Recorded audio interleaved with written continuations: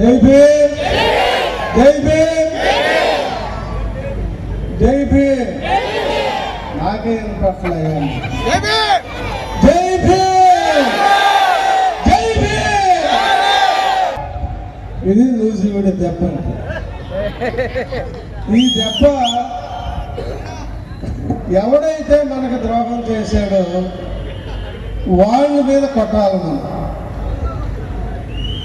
DY Chandrachud అనే justice, supreme court judge, అధికారం ఉందని సుప్రీంకోర్టు న్యాయస్థానం మీద మనల్ని ఒక దెబ్బ కొట్టాడు. నేను అసలు ఎందుకు వీడికి ఇంత పగ? అంబేద్కర్ అంటే, మాలలంటే, దళితులంటే, అంబేద్కర్ అనుచరులంటే ఎందుకు ఈ డివై చంద్రచూడ్ అనే బ్రాహ్మణుడికి పగ అని ఆలోచిస్తే 1818 సంవత్సరంలో 1818వ సంవత్సరంలో మహల్లో భీమ్ కోరేగావ్లో, కొనాలోని భీమ్ కోరేగావ్లో బాజీరావు పేష్వాని, బ్రాహ్మణ పేష్వాని వాడి సైన్యాన్ని 28,000 సైన్యాన్ని 500 మంది మహల్ వీరులు ముక్కలు ముక్కలుగా నరికి భీమ్ కోరేగావ్ సముద్రంలో బాజీరావు పేష్వాని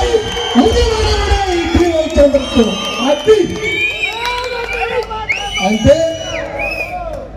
1818, 1919, 2019 అంటే 200 సంవత్సరాల తర్వాత కూడా ఈ బ్రాహ్మణుడు వాడి ముత్తాతని ఈ మహర్వీరులు తరిమి కొట్టి ముక్కలు ముక్కలుగా నరికి చంపారు. ఆ మహర్వీరుల నెత్తురు ఉద్యమమైన బాబాసాహెబ్ అంబేద్కర్ నిర్మించిన భారత రాజ్యాంగాన్ని దానిలో ఉన్న ఏ ఆర్టికల్స్ ఉన్నా కానీ నాకు అధికారం ఉందని చెప్పి మన రాజ్యాంగపు విలువల్ని కాలరాసిన వాడు అంత పగవాడి మనసులో 200 సంవత్సరాల తర్వాత మన మీద పగ తీర్చుకున్నాడు. మరి మనం కారం చేడు చేసిన ఓట్లేస్తున్నాం, చుండూరు చేసిన ఓట్లేస్తున్నాం, మన పథకాలు రద్దు చేసిన ఓట్లేస్తున్నాం, వర్గీకరణ పేరుతో మాలమాదిగల మధ్య అగాధాన్ని సృష్టించిన అదే పార్టీల్లో నుండి ఓట్లేస్తూ ఉన్నాం. మిత్రులారా, సోదరులారా, తల్లులారా, ఈ వేదిక ముందు ఉన్న మీరు వేదిక బయట వెళ్ళాక మీ పార్టీ మాలలో వైసీపీ మాల, టీడీపీ మాల, సిపిఐ మాల, సిపిఎం మాల, బీజేపీ మాల, ఈ వేదిక ముందు ఉన్న లోపల ఈ రోడ్డు ఎక్కక ముందు నువ్వు వీళ్ళది వచ్చి ఏ మహత్తర కార్యం కోసం అయితే డాక్టర్ అంబేద్కర్ నిర్మించిన రాజ్యాంగ విలువలను కాపాడటం కోసం కథం తొక్కుతూ నూజివీడిలోని అన్ని మండలాలు, గ్రామాల నుండి ఇల్లు వదిలి, బిడ్డలు వదిలి ఈ తల్లులు వచ్చారు. వీళ్ళ స్ఫూర్తిగా ఈ ఉద్యమాన్ని ముందుకు తీసుకెళ్లాల్సిన అవసరం ఉంది. ఉందా లేదా? ఉందా లేదా? మరి మనకు ద్రోహం చేసిన వాడిని, అంబేద్కర్ అవమానపరిచిన వాడిని, నీ జాతి బిడ్డల్ని వెనక్కి చంపిన వాళ్ళని, తరతరాలుగా ఈ భారత రాజ్యాంగంలో ఉన్న సమానత్వాన్ని, స్వేచ్ఛని, సౌభ్రాతృత్వాన్ని, సమన్వయాన్ని కాదని ఏకపక్షంగా నిర్లక్ష్యంగా రాజ్యాంగ విలువలను కాదని సుప్రీంకోర్టు తీర్పు ఇప్పించిన మోడీని ఏం చేద్దాం చెప్పండి? మోడీకి అధికారం ఇద్దామా? ఇద్దామా? మరి వాళ్ళకి మద్దతు ఇచ్చిన వాళ్ళకి ఇద్దామా? ఏం చేద్దామో ఆలోచించండి, ఏం చేద్దామో ఆలోచించండి. ఇదే సుప్రీంకోర్టు తీర్పు ఇచ్చేటప్పుడు 1999 నుండి నేను కేసులో మీరు నిబ్బరంగా వినాల్సిందే. ఇది గ్రామాల్లో మనం వర్గీకరణ ఎందుకు వ్యతిరేకిస్తున్నాం? ఏం చెప్తారు మీరు? మాదిగలేమో ఒక పక్క మాలలో మా వాటా కొట్టేస్తున్నారు, మా పల్లెల్లో ఉన్న కూళ్ళు లాగేస్తున్నారు, మా రిజర్వేషన్లన్నీ దెబ్బతింటా ఉన్నారు అని చెప్తా ఉన్నారు. మేమేమి మాదిగల వాటా కొట్టేయట్లేదు, దెబ్బ తింటలేదు అని చెప్పాలంటే మీరు ఏ విధంగా చెప్తారు? ఇట్లా ఎగిరితే కుదరదు. ఇట్లా ఎగిరితే అడుగు ఎగురుతున్నాడు. నేను కృష్ణమాది కూడా అక్కడ ఎగిరేది. అక్కడ రామూర్తి నాయుడు శవం దగ్గర డప్పు కొడతారు. అందుకే డాక్టర్ అంబేద్కర్ క్రమశిక్షణ లేని జాతి అభివృద్ధి చెందదని చెప్పారు. క్రమశిక్షణ లేని జాతి అభివృద్ధి చెందదు. మీ జాతి మూలాలు మర్చిపోయిన మీరు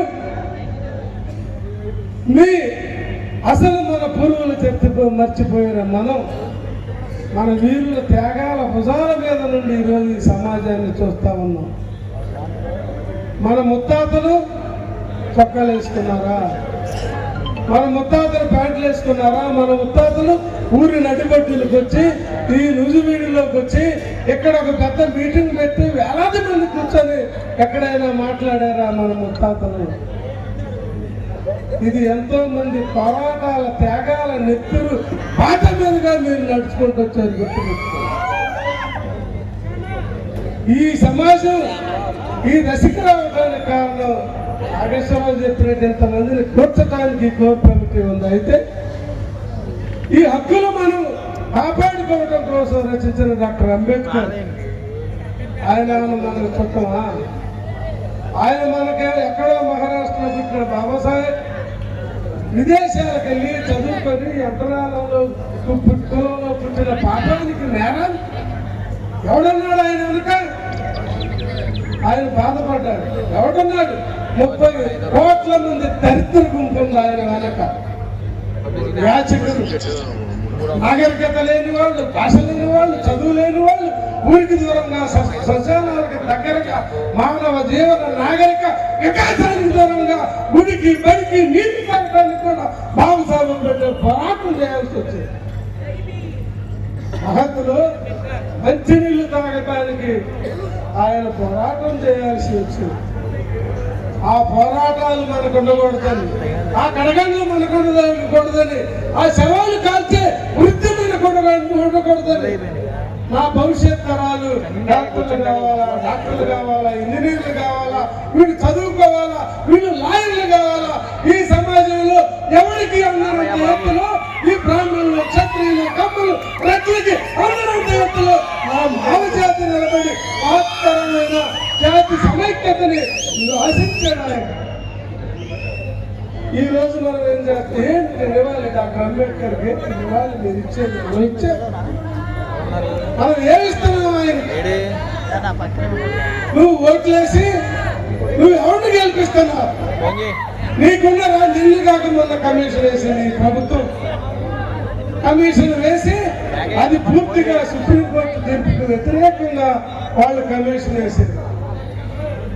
ఇంతవరకు ఇక్కడ జనాభా లెక్కలు తేలా. ఈ భారతదేశంలోనే కులాల వారి వర్గీకరణ చేస్తానన్నప్పుడు కులాల వారి జనాభా లెక్కలు 1921 నుండి తేల్చినారా?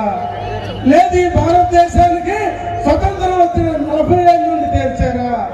లేదు 2011 జనాభా లెక్కల్లో కులాల పేర్లు తేల్చారా? లేదు 2021లో నీ లెక్కలు తేల్చారా? మాలలు ఎంతమంది, మాదిగలు ఎంతమంది, రెల్లి ఎంతమంది, బాకీ వాళ్ళు ఎంతమంది, చమలు ఎంతమంది అని తేల్చారా? లేదే. మరి ఈ కమిషన్ ఎట్లా వేస్తామని ప్రశ్నిస్తా ఉన్నాను. ఈ రోజు ఇచ్చిన కమిషన్ క్రీమీ లేయర్ ఉందని తీర్పిచ్చాడు వాడు సుప్రీంకోర్టు. రాజ్యాంగ ధర్మాసనం పేరుతోటి ఒక బ్రాహ్మణ అగ్రహారం. మీరు కోర్టు అనుకుంటున్నారేమో, అది కోర్టు కాదు ఆయన, అది బ్రాహ్మణుల అగ్రహారం. హైకోర్టులు, సుప్రీంకోర్టులు, ఈ జిల్లా కోర్టులు ఇవన్నీ బ్రాహ్మణుల అగ్రహారాలు గుర్తుపెట్టుకోండి. 1992లో ఇంద్రసాని కేసులో క్రీమీ లేయర్ తీర్పు 9 మంది జడ్జీలు ఇచ్చారు. ఈ 9 మంది జడ్జీల్లో క్రీమీ లేయర్ ఎస్సీ ఎస్టీలకు వర్తించదంటే ఈ 4 బ్రాహ్మణ బచ్చాలు, డివై చంద్రచూడ్ లాంటి వాళ్ళు క్రీమీ లేయర్ వర్తిస్తుందని చెప్తారు. 9 మంది జడ్జీలు ఎక్కువ, 4 ఎక్కువ. మరి ఎక్కడున్న ఈ న్యాయ వ్యవస్థ? ఎక్కడ విడిపోతా ఉన్నాయి మన హక్కులు? డాక్టర్ అంబేద్కర్ గారు ఈ సుప్రీంకోర్టు వెధవల భవిష్యత్తులో ఇట్లా ఉండకుండా, ఈ తనిఖీలలో తీర్పులు ఇవ్వకుండా ఆర్టికల్ 145 ప్రకారం ఆయన దాంట్లో ఆర్డర్ కానీ, జీవో కానీ, నోటిఫికేషన్ కానీ, బైలా కానీ ఏది రాజ్యాంగ వ్యతిరేకంగా ఉండకూడదు. భారతదేశానికి స్వతంత్రం రాకముందు ఈ దేశంలో ఏ చట్టాలు కానీ రాజ్యాంగం వచ్చాక ఆర్టికల్ 13 ప్రకారమే రాజ్యాంగానికి లోబడి తీర్పులు ఇవ్వాలని చెప్తే ఆ తీర్పులో అంశం ఒక ఉద్యోగి రిజర్వేషన్ పొంది వాడు టీచరు బ్యాంక్ ఎంప్లాయీ అయితే వాడికి 2-3 పిల్లలుంటే పెళ్ళయ్యాక క్రిమిలేయర్ పేరుతో ఆ 3 పిల్లలు తీసేస్తే ఆ 3 కుటుంబాలు వాడు భార్య బిడ్డల్ని తండ్రి పోషిస్తాడా? ఏ తండ్రి అయినా పెళ్ళైనా కొడుకుని కోడల్ని మనవాళ్ళని పోషిస్తాడా? ఏ ఉద్యోగం అయినా? మరి సుప్రీంకోర్టు వాళ్ళ ఉద్యోగం పొందితే లతా నాగేశ్వరరావు ఉద్యోగం పొందితే ఆయన పిల్లల్ని క్రిమిలేయర్తో తీసేస్తారంటారే. ఆయనకి రాజ్యాంగం ఆర్టికల్ 14, 15, 16 సమానత్వం హక్కిచ్చింది. ఉద్యోగాన్ని పొంది ఎవరికైనా ఈ భారతదేశం వాడి కమ్మైనా నెట్టైనా కాపైనా కామనుడైనా ఆగైనా మదికైనా ఆర్టికల్ 14 అందరికీ సమాన హక్కులు సమాన రక్షణ ఇస్తే నువ్వు నన్ను పడతావా? నేను మాలని, నేను మాదిగని, నేను ఉద్యోగపడుకుని నన్ను వర్గాలుగా గ్రూపులుగా చీలుస్తావా?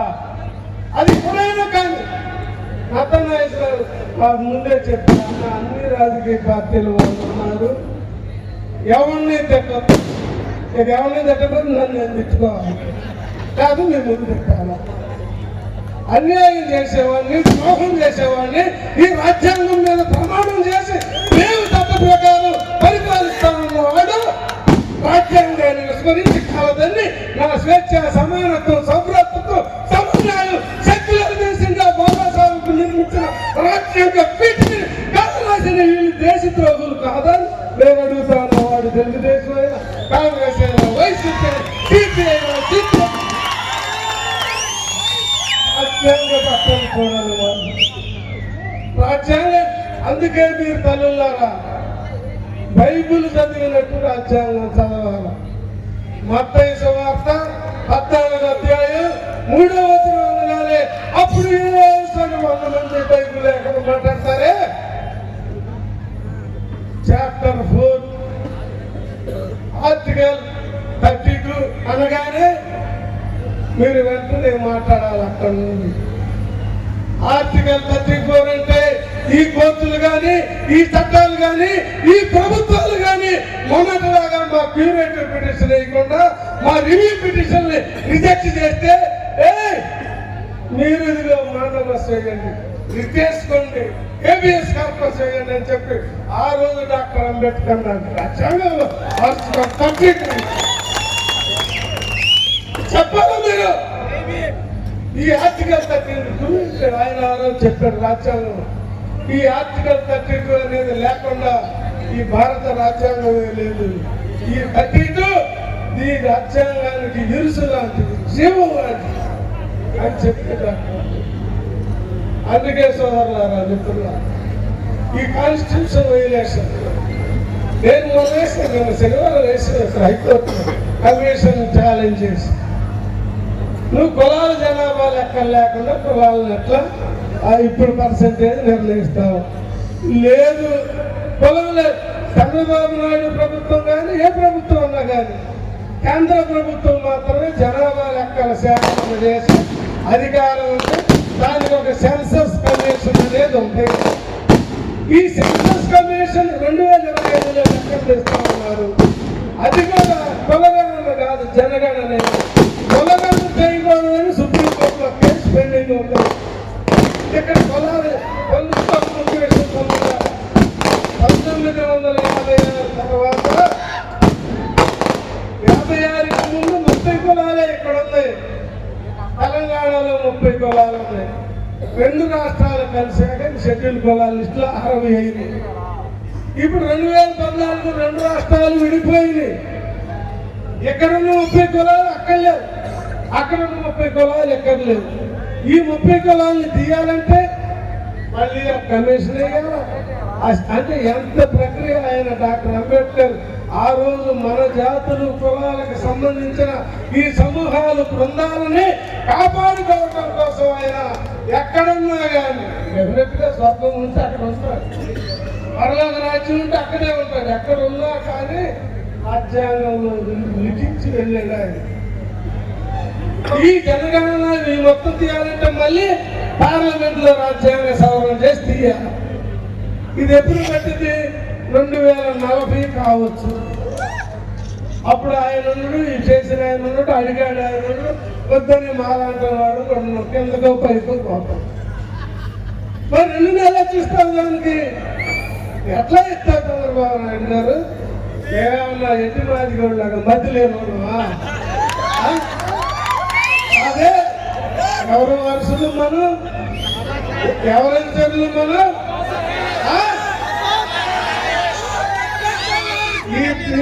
ఆయన ఖాళీ కొట్టి సరిపోతావా?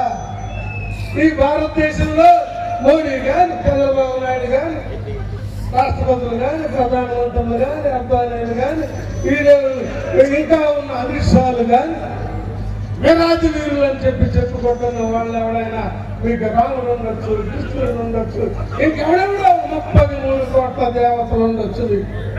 అందుకే దేశం అంటే 33 కోట్ల దేవతలు ఎగబడ్డ దేశం. ఇది కాక స్వాములు, బాబాలు, పాదరులు, అయ్యప్పలు ఈ దేశం మీద పడి మన శ్రమ దోసుకుని తినడానికి కోట్ల మంది తయారుగా ఉన్నారు. అందుకే ఈ శ్రమ దక్కాలని బాబాసాహెబ్ అంబేద్కర్ అందుకే నా ప్రజలు పాలకులుగా ఉండాలి, పాలితులుగా ఉండకూడదని కోరుకుంటున్నాడు. మనం ఏం చేస్తా ఉన్నాం? పాలకులుగా ఉన్నావా, పాలితులుగా ఉన్నావా? ఎలా ఉన్నాం మనం? అంబేద్కర్ వాదులైతే పాలకులుగా ఉండాలి, అంబేద్కర్ అనుచరులు అయితే మీరు ఈ దేశంలో ఆత్మగౌరవం ఇక్కడ వేదిక మీద పెట్టిన మీ ఆత్మగౌరవ నినాదం పతాకమై ఈ రాష్ట్రం మీద ఎగరాలి.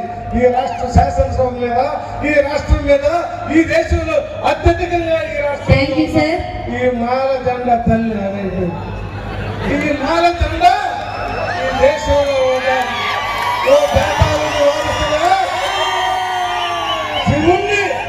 శివుని ముందు నందిని నంది నువ్వు మామూలు కాదు ఆయన. అందుకే మన తాత ముత్తాతల చరిత్ర తెలుసుకోండి. శివాలయానికి పోతే బ్రాహ్మణుడు నందనారాయణుడే నువ్వు మాలోని నువ్వు గుళ్ళోకి రావద్దురా అన్నాడు. సరే నువ్వు బయట నుంచి రోడ్డు మీద నుంచే చూస్తాడు. వ్యాసనుడా, ఓ క్షత్రియుడా, ఓ హిందూ సమాజమా, శివుని నేను రోడ్డు మీద నుంచే చూస్తానని నంది నంది తొలుగు అన్నాడు నందనారు. నంది రాతి నంది తొలగింది, శివుడు కనపడ్డాడు. అందుకే నందిని తొలగించిన రాజును పెంచే నందనారుడు మానందనుడు.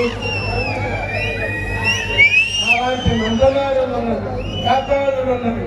ఈ దేశంలో అంబేద్కర్ వాదులుగా, అనుసరులుగా పోరాటాలు చేసిన ఈ జాతిలో పుట్టిన గద్దర్ లాంటి వాడు, పద్మారావు లాంటి వాడు, తారకులు లాంటి వాడు, ఈ దేశంలో కవులు, కళాకారులు, రచయితలు, మేధావులు, ఈ జాతిలో ఉన్న డాక్టర్లు కానీ, లాయర్లు కానీ, ఇంజనీర్లు కానీ, గ్రాడ్యుయేట్లు కానీ, పోస్ట్ గ్రాడ్యుయేట్లు కానీ, ఇట్లాంటి నాయకులు కానీ ఏ కులానికి లేరు. రేపు మన మాజీ ఎంపీ అక్షయ్ కుమార్ గారు చెప్పినట్టు మాల ముఖ్యమంత్రి ఉండాలి. మాల ముఖ్యమంత్రి 2029లో ఈ రాష్ట్రాన్ని పరిపాలించాలి. ఎందుకంటే మనం 15% మంది కమ్మ కంటే, కాపు కంటే, ఎత్తి కంటే, బ్రాహ్మణుల కంటే, క్షత్రియుల కంటే, మాదిగల కంటే మనం 15%. అందుకే తమ్ముళ్ళ మీకు దండం పెట్టి చెప్తా ఉన్నా, ఇప్పటికన్నా మీరందరూ మా ఓట్లు కాదు, తెలుగుదేశం ఓట్లు, వైసీపీ ఓట్లు, కమ్యూనిస్ట్ పార్టీ ఓట్లు, నెత్తరు మాదే, నెత్తరు మాదే, ఓట్లు మాయి కాదు. మల్లి వెంకట్రావు, అశ్వకుమారు, నట్టంగేశ్వరరావు చచ్చిపోతే ఈ జాతీయం వేయాలా, మీరేం వేయాలా, మీరే తనకు మోసుకోవాలా, మీరే మమ్మల్ని శ్మశానంలాగా తీసుకెళ్ళి తగలేయాలా, పూర్తయ్యాలి. అంత మహత్తరం ఎందుకు?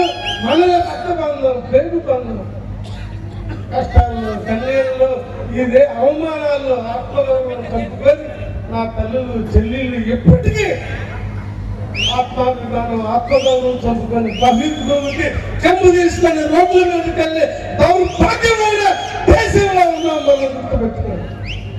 నా చెల్లెళ్ళు, తల్లులు, బిడ్డల ఆత్మగౌరవం కోసం గ్రామాల్లో నలిగిపోతా ఉన్న ఈ జాతి బిడ్డల కోసం మనం మరింత సంరక్షణ అవసరం. అంబేద్కర్ చెప్పినట్టు మరింత చైతన్యం, మరింత పోరాటం, మరింత ఉద్యమం, మరింత త్యాగం. ఈ త్యాగాలు చేయాలంటే ఆ బాట ముళ్ళబాట, ముళ్ళబాట. ఈ ముళ్ళబాటలో నిప్పు కణంలో ఉండే నిప్పులు గులిగులో గుండా నువ్వు స్వార్థానికి అతీతంగా నువ్వు ముందుకెళ్ళినప్పుడు ఈ జాతి విముక్త అవుతుందని గుర్తు చేస్తూ చివరిగా మీ అందరికి చిన్న విజ్ఞప్తి. ఇలాంటి వేదికల మీద మాకు డబ్బులే ముఖ్యం, అంబేద్కర్ కాదు, ఆయన పేరు తీసిన పర్వాలేదు. అలాంటి రోజులు ఈ ఉద్యమాలకు రానియద్దు, ఈ ఉద్యమాలకు రానియద్దు. నేను తప్పు చేసినా మమ్మల్ని ఈ జాతి ప్రాణంతో థ్యాంక్ యూ